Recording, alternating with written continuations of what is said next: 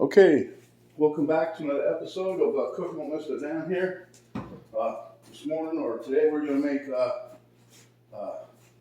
show you guys how I do my version of the cauliflower mash, which is like taking the place of mashed potatoes.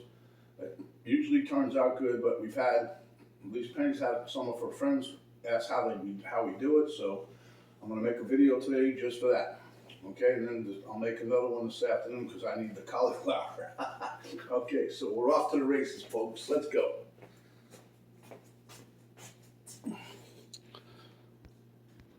Okay, so here we have a pot of water. See,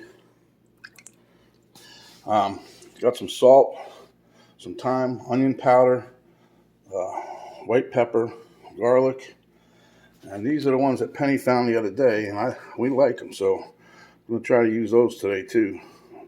Veggie seasoning is what it's called, and it tastes dang good. Got some Greek yogurt.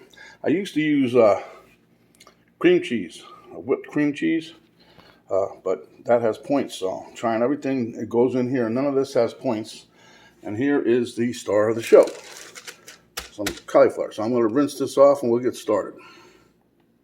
Okay, just to reiterate, like I always do, got my knife. This is my little honer, and you just need to do this a couple times. Especially, I try to do it every time I use it.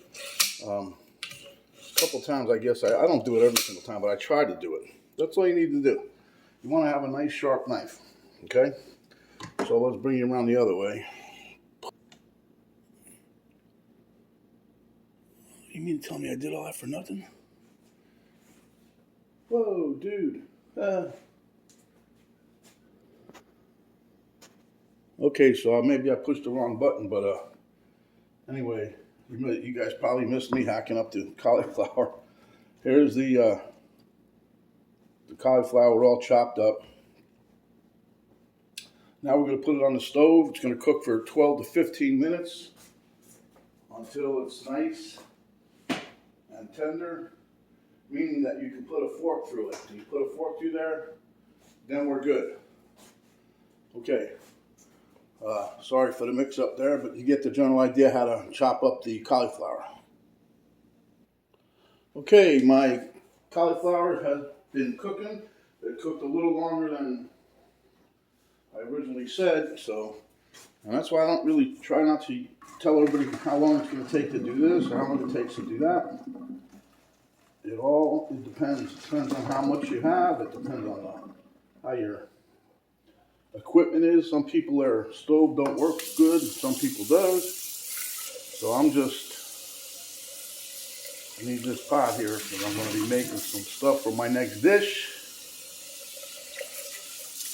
But anyway, you leave that sit for a couple minutes, and you can run some water on it if you like. It doesn't matter. I just do that because I want to be able to, if I have to pick it up, because that's hot right now, see? But anyway, I'm going to show you, see? That's tender. I mean, I say make it like fork tender or whatever. So while it's cooking, you stick a fork in there, it should just glide right through it. Okay, so now, let me swing you guys around this way. Bring you up a little bit. And we're going to put swing this around too so I'm not in the way, okay?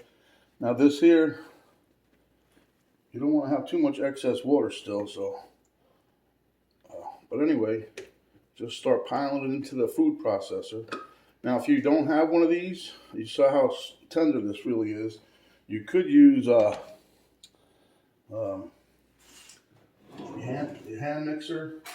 You could use a regular potato masher and then a back of a big spoon, ladle spoon or whatever you call them, to mash them up in a bowl. There's numerous ways of doing this. But I figured, you got the equipment, use it. And Penny asked, well, can you use a blender? I was like, I don't know. I don't want to try it and see because I don't want to have to wash nothing more. Every day I cook, some of these dishes don't, and they get washed 2 or 3 times a day. Okay, So let me get the rest of these out of here because I need every little bit I can get. But I think this is going to make a bigger batch than yesterday, for sure. Okay, so I'm going to put this on here real quick and lock it down. Now you guys can see this, right? So we're going to put on the pulse button here.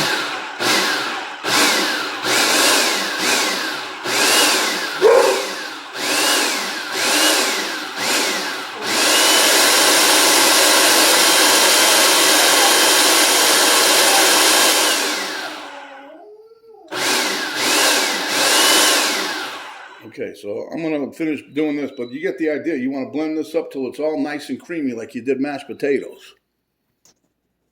Okay, so we're done. Didn't take long. See? You got mashed potatoes or mashed cauliflower, whatever. The consistency is like mashed potatoes. Okay, so now, while you still have this in the mixer, I'm going to throw in, let me dump some of this juice off of here. Oh, all right, that's all right. So anyway, I'm going to dump in a dollop or two, or tablespoons, whatever you call them, see, of the sour cream. It just gives, Greek yogurt. This has 0 points for those Weight Watching people. Okay. And then everything else will be to your taste. I got, when I made this recipe, I put a teaspoon of this, a teaspoon of that, so we're pretty much going to try to stick with that today. But you can put in whatever you like. But I try to add all my spices in the mixer because it makes it easy to get everything blended through there, see? So that's the garlic powder.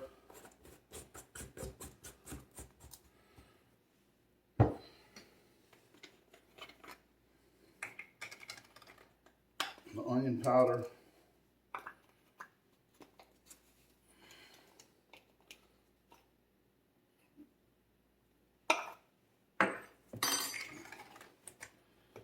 And the salt and pepper, it's not quite, not quite a teaspoon of any of this because it would be too hot. So probably about a quarter teaspoon of pepper. And the same for the salt. I don't want to go crazy with either one of those. But if you can smell this, oh.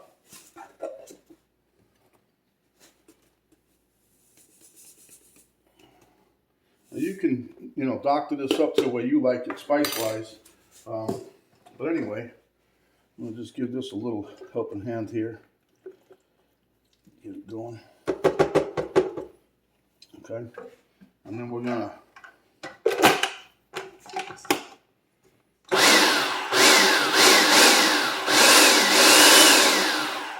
let me give this a couple more mixes. That's kind of loud. My dog's going crazy, so we'll be back.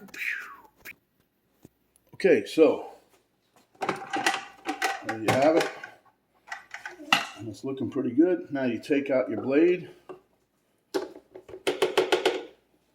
And just like mashed potatoes, I'll tell you, it's, when you're doing your mixing in the stand-up, the handheld mixer, everything sticks to the blades of the beaters. Same thing with this here. All right. So I happen to have a bowl here. So what we're going to do is dump our potato or mash mix right up in here.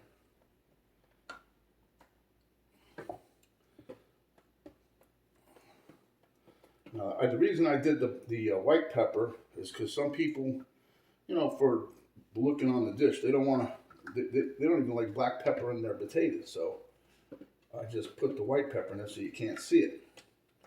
We're going to give this a little taste here. And that'll probably be the end of that video for you guys. I'm not going to do a taste test on this because you get the idea. I'm just showing you how I do it. So when you see further recipes, which one will be today, you'll know how to do this part. And see, like, I'm doing this now. Like, I've been trying to do some of the stuff whether you're making a video or not, do it in stages so that, you know, you're not overwhelmed. My daughter gets overwhelmed pretty easy. And I try to tell her, do everything in stages. You ain't got to, you know, cook everything. You know, take your time. Not going to hurt nothing. All right. So anyway. Wow. Could use a little more salt.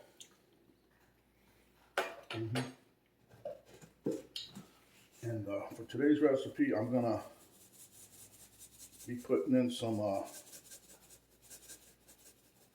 pepper flakes.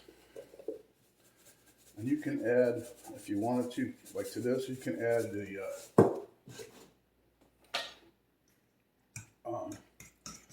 you can add anything you want, really. You can put butter in here if you're not one of those Weight Watching fanatics. Put cheese, put whatever you like. This turned out really well. Let me show you. So there you have it, guys. You can see this mashed potato consistency. And I don't think I got any lumps. But it does taste good. That's going to go perfect in my dish I got going later on today. So, this is Mr. Dan saying, stay hungry, my friends. When you are, come back and I'll give you another recipe just like this. Hit us on the like button. Share with your friends. If you have not yet subscribed, please do so. Hit the notification bell, and that will drop down. You'll be notified each time we get a video. And stay hungry and come back when you are, and we'll give you another dish just like this. All right, this is Mr. Dan. We're out for now. We'll see you later.